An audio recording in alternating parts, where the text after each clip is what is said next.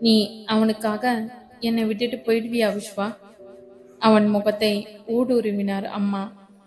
கண்டிப்பா மாட்டேன் என்றான் உறுதியாக. அப்படி செய்யறதா இருந்தா நான் எப்பவோ செஞ்சிருப்பேன். வயசான பெத்தவங்களை தனியா விட்டுட்டு ஓடுற அளவுக்கு நான் கேவலமானவன் இல்லை. ஆனா உன் கூட இருந்துட்டே என்னால உனக்கு எல்லாத்தையும் புரிய வைக்க முடியும். பதில் பேசாமல் எழுந்து விட்டார் அம்மா. அவர் திரும்பி நடக்க, மா என்றான் விஸ்வா. இந்த ஃபங்க்ஷனுக்கு அண்ணா வரலனா நானும் வரமாட்டேன். அப்புறம் மானம் போச்சு மரியாதை போச்சுன்னு குதிக்க கூடாது. அவன் சொன்னதை விட அந்த அண்ணா என்ற அந்த வார்த்தை அம்மாவை சுட்டிருக்க வேண்டும். ஒரு முறை அவனை திரும்பி பார்த்தார். பின்னர் இடம் வலமாக தலையசைத்து கொண்டு நடந்தார் அவர். வாழ்க்கையில் ஆரம்ப காலத்தில் பெரிதாக வசதிகள் ஏதும் இல்லைதான் அம்மாவுக்கு. வசதியாக வாழ வேண்டும், தனக்கென நிறைய சொத்து சுகம் வேண்டும் என்பது அவரது குறிக்கோளாக இருந்தது. ஆனால் இப்பொழுது எல்லாம் அளவுக்கு அதிகமாகவே வந்த பிறகும் இன்னமும் அந்த தேடல் தீரவில்லை என்றால், உள்ளம் இன்னமும் குறுகியே கிடந்தால், மனம் கொஞ்சம் கூட ஆறாமல் அவர் சென்ற திசையையே பார்த்திருந்தான் விஸ்வா. இப்பொழுது 60ஆம் கல்யாணத்திற்கான நாள் நெருங்கி கொண்டு இருக்கிறது. வீட்டில் எல்லா ஏற்பாடுகளும் நன்றாகவே நடந்து கொண்டு இருக்கின்றன. அம்மா பரத்தை மட்டும் இன்னும் அழைக்கவில்லை. இவனும் எந்த ஏற்பாடுகளிலும் பங்கு கொள்வதாக இல்லை. தனது வீட்டை அடைந்திருந்தாள் அபர்ணா. அவர்களை வரவேற்ற அம்மாவுக்கு நிறையவே சந்தோஷம்.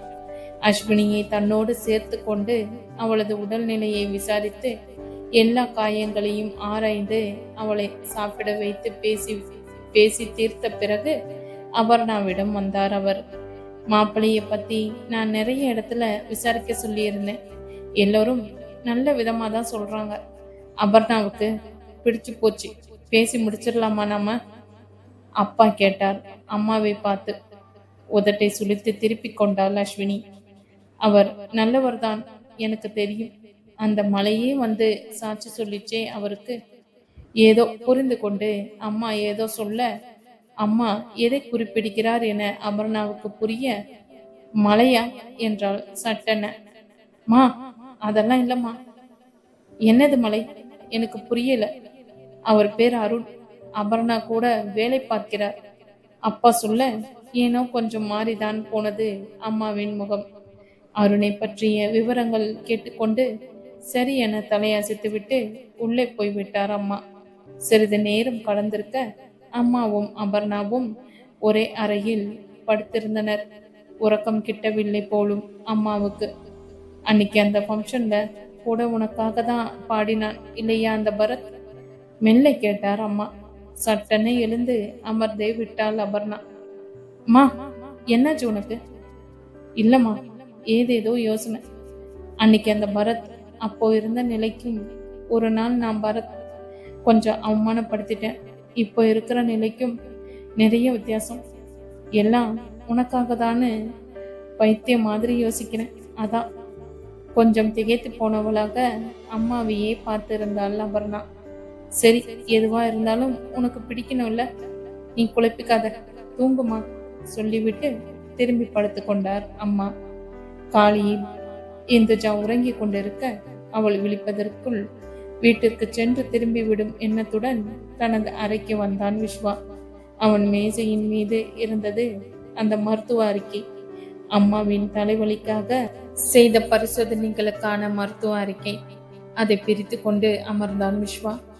அதை அவன் படித்து கொண்டிருந்த நேரத்தில் அவனுக்குள்ளே சில பிரளயங்கள் நிகழ்ந்தன.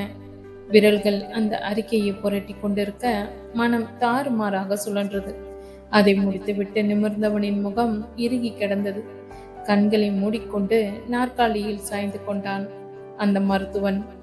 அவன் கண் திறந்த போது அவன் பார்வை அவனது மேசை மீது இருந்த அந்த சின்ன கண்ணன் சிலையின் மீது பதிந்தது. எது நடந்ததோ அது நன்றாகவே நடந்தது. எது நடக்கிறதோ அது நன்றாகவே நடக்கிறது. எது நடக்க இருக்கிறதோ அதுவும் நன்றாகவே நடக்கும். சில நிமிடங்கள் அந்த கண்ணனையே பார்த்திருந்தவன் ஒரு முடிவுடன் எழுந்தான். 1 மணி நேரம் கடந்திருக்க ரிப்போர்ட்டுகளுடன் வீட்டுக்குள் நுழைந்தான் விஸ்வா. வீட்டுக்குள் நுழைந்தவுடன் அவன் அம்மாவை தேடி பல நாட்கள் ஆகின்றன. ஓடிச் சென்று தனது அறைக்குள் புகுந்து கொண்டு கதை அடைத்துக் கொள்வதே இப்போதெல்லாம் வழக்கமாகி இருக்கிறது. இன்று ஏனோ பரபரவென அம்மாவை தேடின கண்கள் சமையலறையை அடைந்து அம்மாவின் முன்னால் சென்று நின்றான் விஸ்வா. அம்மா இவனை கவனிக்காமல் வேலையில் மூழ்கியிருக்க அந்த ஒரு நிமிடத்தில் பல 100 முறை செத்து பிழைத்தவனாக குரல் நடுங்க அவரை அழைத்தான். அம்மா. சில மணி நேரங்கள் கழித்து மறுபடியும் மருத்துவமனையில் வந்திருந்தான் விஸ்வா. தனது வழக்கமான வேலைகளை முடித்துவிட்டு இந்துஜா இருக்கும் அறையை அடைய நேரம் மதியம் 1 இருந்தது. அறைக்குள்ளிருந்து ஒரு நர்ஸின் குரல் மட்டும் கேட்டது. நீங்க என்ன சொல்றீங்க?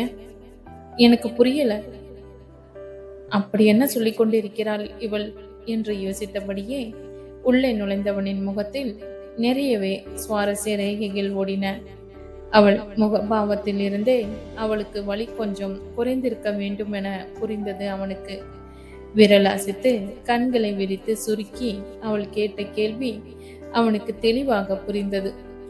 அவன் இதழோரத்தில் புன்னகை. நர்ஸை அனுப்பிவிட்டு அவள் அருகில் வந்தான் விஸ்வா. கால் உடைஞ்சு போயிருக்கு. இந்த ரணகலத்துல உனக்கு இப்படி ஒரு கேள்வி எதுக்கு? இதை தெரிஞ்சுக்கிட்டு நீ என்ன பண்ண போற? குரலை கஷ்டப்பட்டு மிரட்டும் தோணிக்கு நகர்த்தி கொண்டான் அவன். கொஞ்சம் பயந்து போனவளாக அவனை பார்த்து அவசரமாக இல்லை என தலையசைத்தாள் இந்து. என்ன இல்லை என்றபடியே அவளுக்கு போட வேண்டிய ஊசியை கையில் எடுத்துக்கொண்டான் அவன். ஊசியை அவள் கையில் செலுத்தி கொண்டே அவள் கண்களுக்குள் பார்த்தான் விஸ்வா.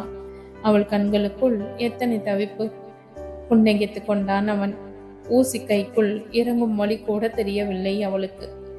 பதில் எப்படி இருந்தா உனக்கு சௌகரியம்? Yes or no? வா. இன்னமும் அவன் தோணி இறங்கவில்லை. இடம் வளமாக தலையசைத்து விட்டு கண்களை தாழ்த்தி கொண்டாள் அவள். சிரிஞ்சை டிஸ்போஸ் செய்துவிட்டு அந்த கேள்விக்கு பதில் சொல்லாமல் அவள் அருகில் இருந்த நாற்காலியில் அமர்ந்தான் விஸ்வா. அங்கே கட்டிலில் அவள் அருகில் இருந்தது அவளது கைபேசி. அவன் அதை பார்த்துவிட்டு ஒரு முறை அவள் முகம் பார்க்க, பேச முடியாது, ஆனா மெசேஜ் அனுப்பலாம் இல்ல? அவன் மனதை படித்தவளாக சைகையில் சொன்னாள் இந்து. இதழ்களில் புன்னகை ஓட கொஞ்ச நேரம் அவளையே பார்த்திருந்தான் விஸ்வா. இன்னமும் அந்த கேள்விக்கு அவன் பதில் சொல்லி இருக்கவில்லை. என்ன தோன்றியதோ ஒரு சில நொடிகள் கழித்து அவளது கைபேசியை கையில் எடுத்துக்கொண்டு சின்ன புன்னகையுடன் அதை உரிமையுடன் துளாவ ஆரம்பித்தவனுக்கு ஏனோ திடுக்கென்றது. அவளது கைபேசி திரையில் சிரித்திருந்தான் அருண். முகத்தில் நிறையவே யோசனை ரேகைகள் ஓட இவன் யாரென அவளிடம் விஸ்வா கேட்க, இதை அவனிடம் எப்படி விளக்குவது என யோசித்தவள் அவனிடம் ஒரு பேப்பரையும் பென்சிலையும் வாங்கி கொண்டாள். என்ன எழுதுகிறாள் என அவன் சுவாரஸ்யமாக எட்டி பார்க்க, இவர் என் அண்ணன், என்னுடைய பெரியப்பா மகன், எங்கள் குடும்பத்துக்கு எல்லாமே எங்கள் பெரியப்பா தான் என எழுதியிருந்தாள் இந்துஜா. அதை படித்தவனின் முகம் மெல்ல மெல்ல மாற்றம் கொண்டது. அவனது மனத்திரையில் பரத் வந்து போனான். கட்டிலில் அவளது கைக்கு மிக அருகில் இருந்த அவனது கரம் ஏனோ அவளை விட்டு மெல்ல மெல்ல விலகியது. உள்ளுக்குள் ஏதோ ஒன்று நெருடுவது போன்ற உணர்வில் சற்றே விலகி அமர்ந்தான் விஸ்வா. ஒரே நிமிடத்தில் அவன் முகத்தில் நிகழ்ந்த பலவித மாற்றங்களை படிக்க தெரியாதவள் இல்லை இந்து. ஆனால் எதனால் இந்த மாற்றம் என்பதுதான் அவளுக்கு புரியவில்லை. வெகு இயல்பாக அவளது ரிப்போர்ட்களையும் ஆராயும் பாவனையில் எழுந்து அவளை விட்டு மெல்ல விலகினான் விஸ்வா. என்ன செய்து கொண்டிருக்கிறேன் நான்? என்ன முட்டாள்தனம் இது! நேற்று பார்த்து இன்று காதலாம். எப்படி அவளுடன் இப்படி நெருங்கி அமர்ந்திருக்கிறேன்? தேவையில்லாமல் அந்த பெண்ணின் மனதிலும் ஆசை விதைகளை தூவிக்கொண்டிருக்கிறேன். அருண் இவளது அண்ணன் என்றால் இது எதுவும் சரியாக வராதே. யோசித்துக் கொண்டிருந்தவனின் பார்வை பெயரளவில் அவளது ரிப்போர்ட்டுகளை மேய்ந்து கொண்டிருந்தது. அன்று அபர்ணா என்ற பெயரை சொன்னதும் சட்டென தனது இத்தனை நாள் தவத்தை மறந்து, விஸ்வா என்று அழைத்த பரத்தின் நினைவுகள் அவனை உறுத்தின. முதலில் சரியாக வேண்டியது பரத்தின் வாழ்க்கை. அதன் பிறகே என்னுடைய சந்தோஷங்களை பற்றி நான் யோசிக்க வேண்டும். இப்பொழுது இதெல்லாம் வேண்டாம். இதனிடையில் அம்மாவின் முகமும் கண் முன்னே வந்து போனது. சரியாகட்டும், முதலில் எல்லாம் சரியாகட்டும், முடிவு செய்து கொண்டவனாக தீர்க்கமாக சுவாசத்துடன் நிமிர்ந்தான் விஸ்வா. கொஞ்சம் தவிப்பேறிய கண்களுடன் அவள் அவனை பார்க்க, இந்த பார்வையை எப்படி சமாளிக்க என்று சில நொடிகள் தடுமாறித்தான் போனான் அவன். இவளை பார்த்தால் மனமே எனக்கு கட்டுப்பட மறுக்கிறதோ, இல்லை இது சரியில்லை, இனி அடிக்கடி அவள் முன்னால் வருவதை தவிர்க்க வேண்டும் என்றே தோன்றியது அவனுக்கு. உங்க அம்மாவுக்கு உனக்கு அடிபட்டிருக்குன்னு சொல்லிட்டியாமா என்றான் நிதானமான குரலில். அவள் சொன்னதிலிருந்து அவளுடைய அம்மா வந்து கொண்டே இருக்கிறார் என புரிந்தது. ஃபைன், நான் அப்புறம் வரேன், டேக் கேர். அவள் முகம் பார்க்காமல் சொல்லிவிட்டு நகர்ந்திருந்தான் அங்கிருந்து. இரவு நேரம் 9 தாண்டி இருக்க வீட்டுக்கு கிளம்பி இருந்தான் விஸ்வா. அவளை பார்க்காமல், அவள் அறைக்குள் செல்லாமல். முடியணும், ஆட வைப்பேன், கவலைப்படாத. நேற்று அழுத்தம் திருத்தமாக சொன்னேனே, இப்பொழுது என்ன செய்வது? தன்னாலே அந்த எண்ணை யோசித்தவனின் கை அழுத்தின. அது டாக்டர் புவனா. அவனுடன் அதே மருத்துவமனையில் பணிபுரியும் ஒரு மருத்துவர் தான் அவள். வயதில் அவனை விட 5-6 வருடங்கள் மூத்தவள். கொஞ்சம் சீனியர் டாக்டர். சராசரி உயரத்தை விட சற்றே உயரமாக இருப்பாள் புவனா. அவள் அணியும் காட்டன் சேலையும் அவளது மூக்கு கண்ணாடியுமே அவளுக்கு தனி கம்பீரத்தை கொடுக்கும். அவனை அவள் டாக்டர் என்று அழைத்ததாக சரித்திரமே கிடையாது. எப்பொழுதும் விஸ்வாதான். சரியாக சொல்ல வேண்டுமென்றால் டாக்டர் புவனா என்றால் விஸ்வாவுக்கு கொஞ்சம் மரியாதை கலந்த பயம்தான். ஆனால் அதே நேரத்தில் அவள் மீது விஸ்வாவுக்கு நம்பிக்கை அதிகம். அவன் இல்லை என்றால் இந்துவிற்கு புவனாவே சரியான மருத்துவர் என்று தோன்றியது அவனுக்கு. அது எப்படியோ, புவனா டாக்டர் கைப்பட்டாலே நமக்கு எல்லாம் சரியாகிடுது. இப்படி நிறைய பேர் சொல்லிக்கொண்டு கேட்டு இருக்கிறான் விஸ்வா. சொல்லு விஸ்வா என்றது மறுமுனை. டாக்டர், லீவ் முடிஞ்சு எப்போ ஜாயின் பண்றீங்க? கொஞ்சம் தயக்கத்துடனே கேட்டான் விஸ்வா. 2 நாள் வீட்டுல அம்மா கையால சாப்பிட்டு தூங்கிக்கிட்டு வரலாம்னு பார்த்தா நிம்மதியா இருக்க விட மாட்டியே நீ. என்ன பிரச்சனை? புவனா கேட்க, எப்பொழுது தான் அணிந்திருக்கும் கண்ணாடியை சற்றே கீழே இறக்கி கோபத்துடன் அவனை ஊடுருவும் புவனாவின் கண்கள் கண்முன்னே வந்தது போல் இருந்தது விஸ்வாவுக்கு. இல்ல டாக்டர், அதான் இல்லல, நான் போனை வைக்கிறேன். நிம்மதியா காட்டும் பார்க்க விடு விஸ்வா. எப்ப பாரு காட்டு சுத்திய எக்ஸ்ரே முடியல என்னால. டாக்டர் ப்ளீஸ், ஒரு பேஷண்ட், எனக்கு கொஞ்சம் வேண்டப்பட்டவங்க. அவங்கள நீங்க கொஞ்சம் பர்சனலா அட்டன் பண்ணீங்கன்னா நல்லா இருக்கும். ஹே, உனக்கு வேண்டப்பட்டவங்கன்னா நீ பார்க்க வேண்டியது தானே மேன். அது டாக்டர், நான் பார்க்க முடியாத சூழ்நிலைன்னு வச்சுக்கோங்களேன், ப்ளீஸ். அவன் குரல் கெஞ்சல் என்னும் புள்ளியை தொட்டு இருந்தது. விஸ்வா, சரி, நான் உனக்கு வேண்டியவங்கன்னு வேற நாளை மத்தியானத்துக்கு மேல வரேன். பட் ஒரு கண்டிஷன் சொல்றேன். அப்புறம் நீ எக்ஸ்ட்ராவை பார்க்குற, மெடிசின் சேஞ்ச் பண்றேன், அது இதுன்னு என்னோட ட்ரீட்மெண்ட்ல மூக்க நுழைக்க கூடாது, ஓகேவா? ஓ நெவர் டாக்டர், கண்டிப்பா மாட்டேன் என்றான் அவசரமாக. ஓகே, நாளைக்கு வர. அழைப்பை துண்டித்தாள் புவனா. அங்கிருந்த நர்ஸ்களிடம் அவளுக்கு கொடுக்க வேண்டிய மருந்துகளின் விவரங்களை சொல்லிவிட்டு அரை மனதுடன் கிளம்பினான் வீட்டுக்கு.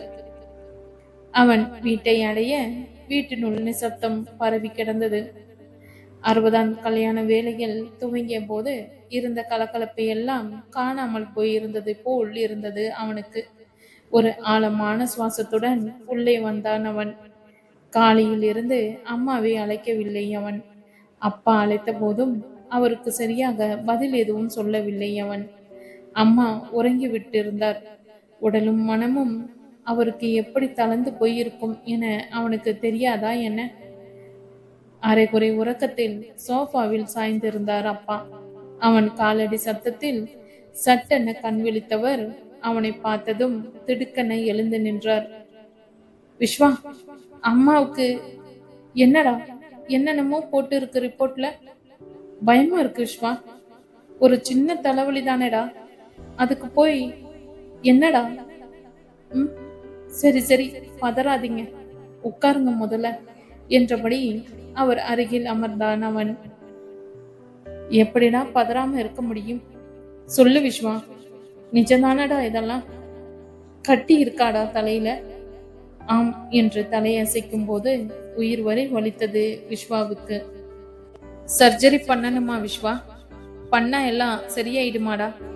பதில் சொல்லாமல் எதையோ யோசித்தபடியே அமர்ந்திருந்தான் விஸ்வா. டே, உன்னதாண்டா, இன்னைக்கு பூரா அம்மா அழுதுகிட்டே இருந்தாடா. ம், என்னப்பா?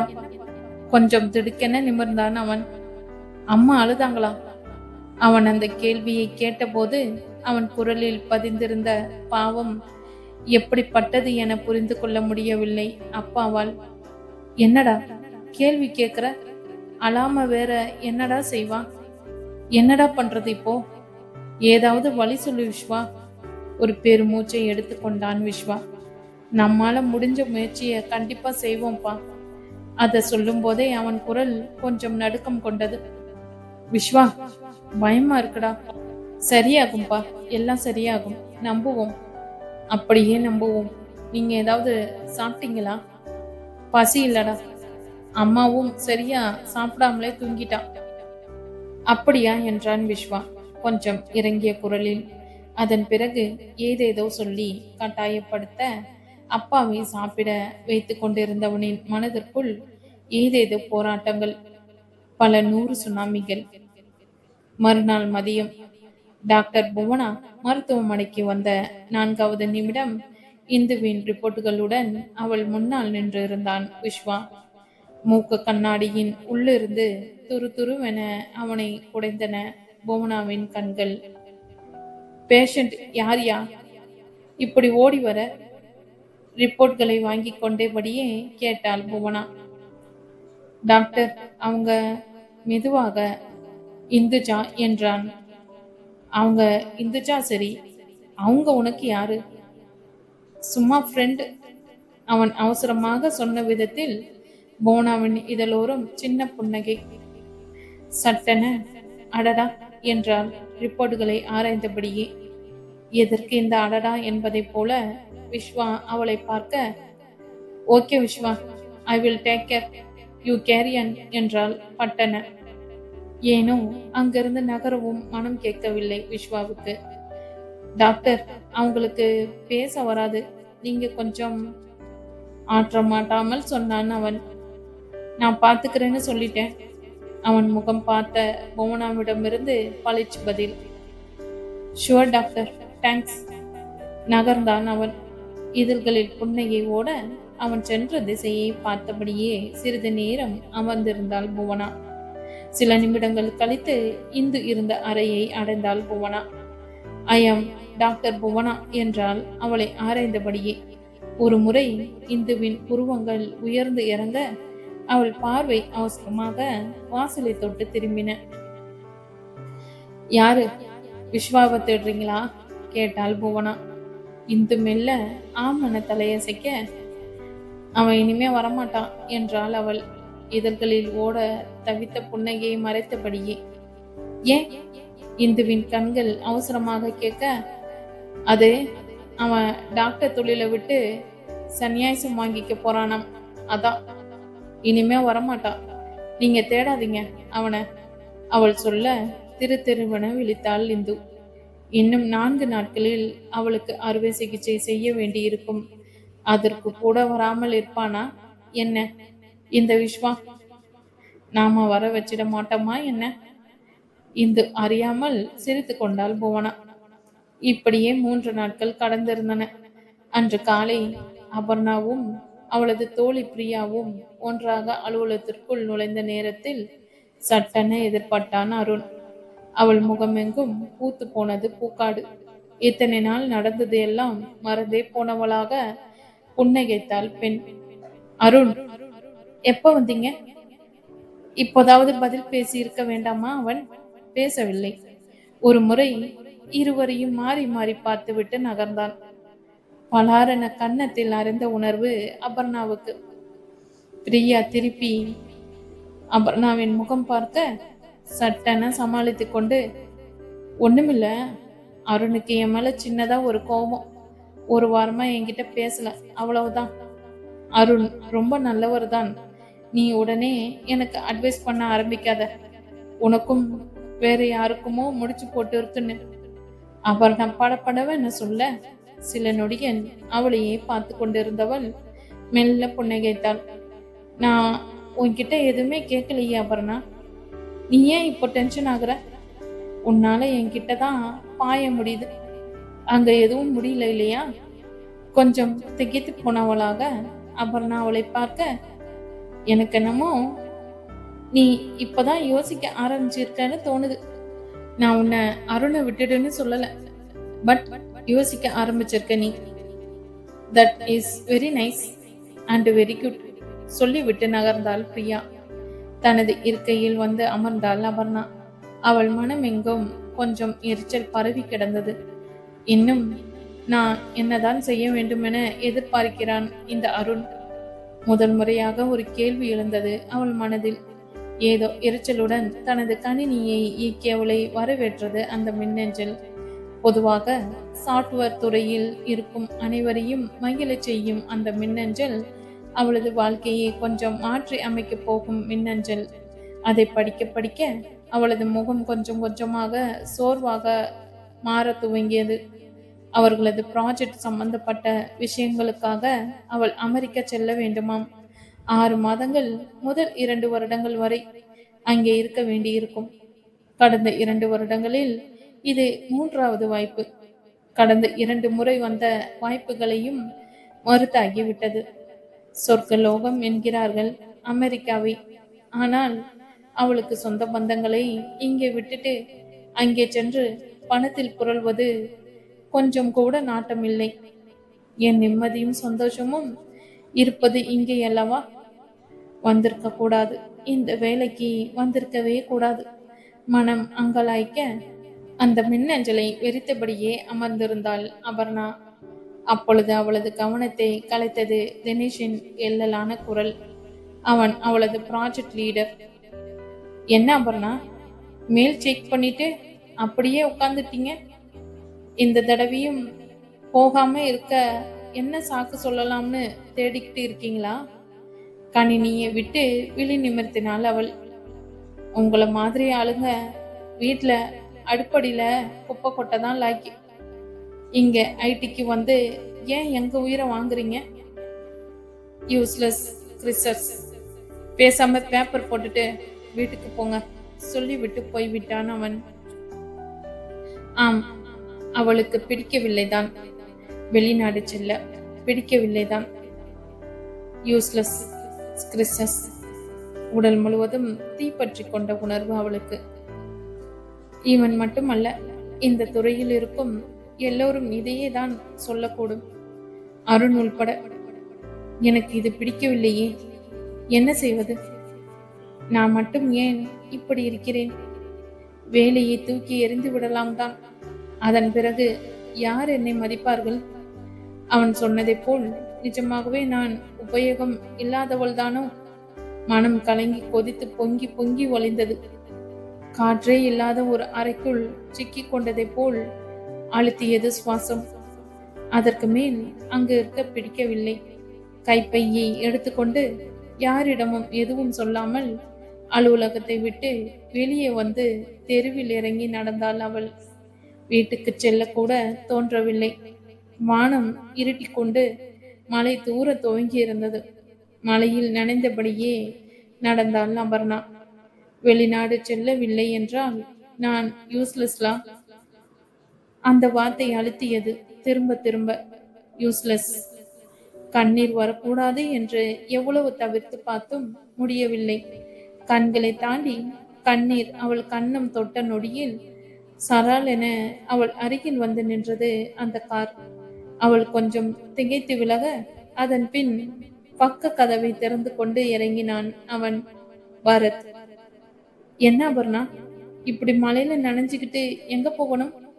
வா, டிராப் பண்றேன். கொஞ்சம் வேந்துதான் போனாள் அவள். அவனை பார்த்ததும் விரல்கள் தன்னாலே கண்ணீரை துடைத்து கொண்டன. இப்போ இல்ல, வாழ்க்கையில எப்பவுமே நான் உனக்கு என்ன செய்யறனோ இல்லையோ, உன் கண்ணுல தண்ணி மட்டும் வரவிட மாட்டேன் கண்ணம்மா. அவன் முன்பு ஒரு முறை சொன்னது இப்பொழுது ஞாபகம் வருவதை அவளால் தவிர்க்கவே முடியவில்லை. இவன் எப்படி இங்கே சென்னையில்? அவள் கேள்வியாக அவனை பார்க்க, மழை பெருசாகுது பார், வா அபர்ணா, நான் உன்னை டிராப் பண்றேன். அவன் மறுபடியும் சொல்ல ஏனோ மறுக்க தோன்றவில்லை. ஏறிக்கொண்டாள் காருக்குள்ளே.